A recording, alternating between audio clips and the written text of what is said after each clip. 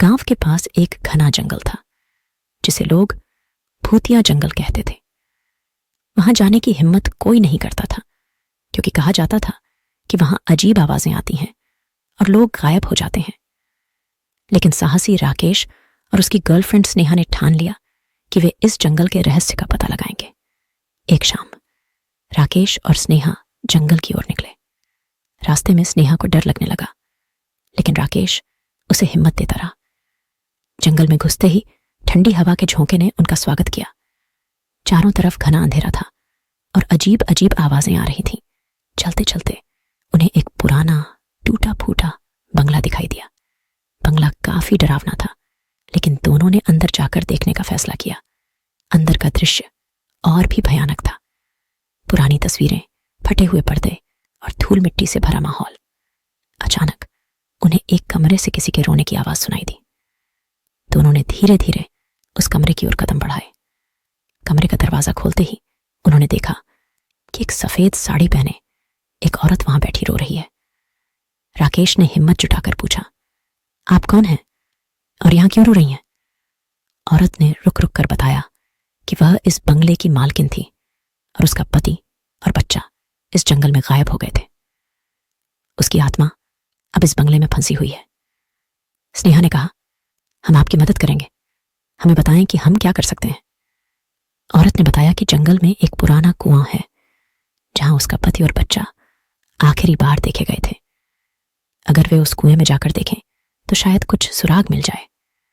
राकेश और स्नेहा ने बिना समय गंवाने उस कुएं की तलाश शुरू की। जंगल के अंदर गहराई में उन्हें आखिरकार वह कुआं मिल गया। कुएं के पास पहुंचते ही उन्हें कुएं से किसी के बात करने की आवाजें सुनाई देने लगीं। राकेश ने कुएं में झांक कर देखा तो वहां उसे एक पुराना ताबूत दिखा।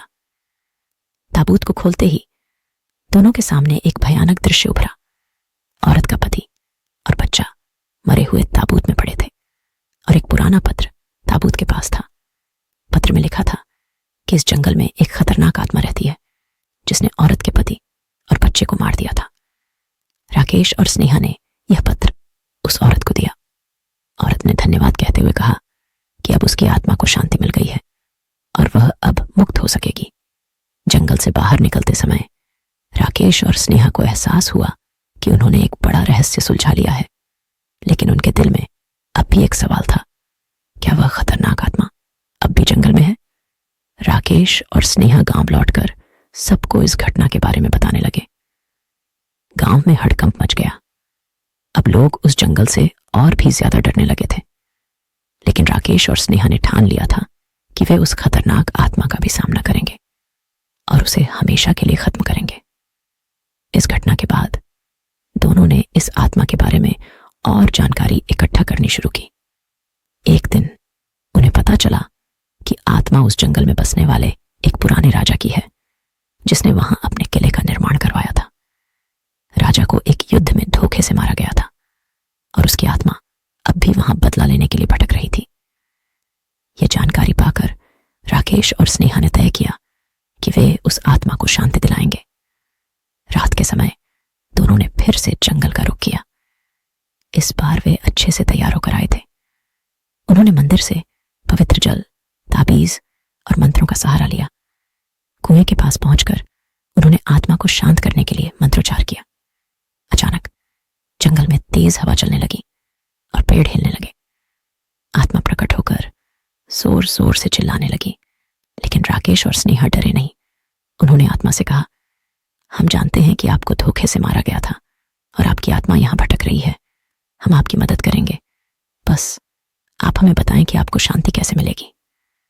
आत्मा ने बताया कि उसे अपने दुश्मनों से बदला लेना है, तभी उसे शांति मिलेगी।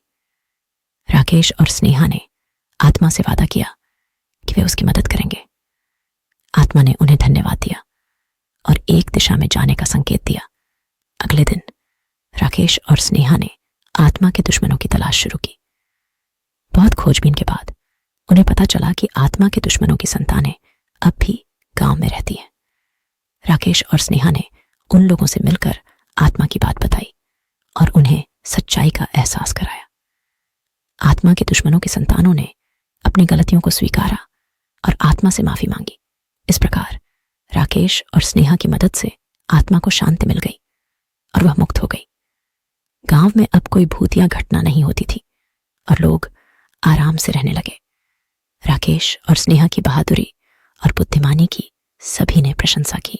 अगर आपको हमारी कहानी अच्छी लगी हो तो सब्सक्राइब जरूर करें और वीडियो को लाइक करें। धन्यवाद।